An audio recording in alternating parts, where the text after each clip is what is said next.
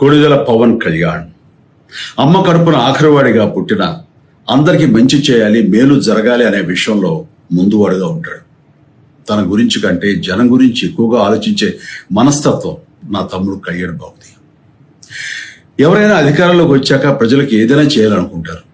కానీ కళ్యాణ్ తన సొంత సంపాదనని కౌలు రైతులు కన్నీళ్లు తుడిచేందుకు ఖర్చు పెట్టడం, సరిహద్దు దగ్గర ప్రాణాలొడ్డి పోరాడే జవాన్ కోసం పెద్ద మొత్తం అందివ్వటం, అలాగే మత్స్యకారులు ఇంకా ఎందరికో తాను చేసిన సహాయం చూస్తుంటే ఇలాంటి నాయకుడు కదా జనాలకు కావాల్సింది అనిపిస్తుంది.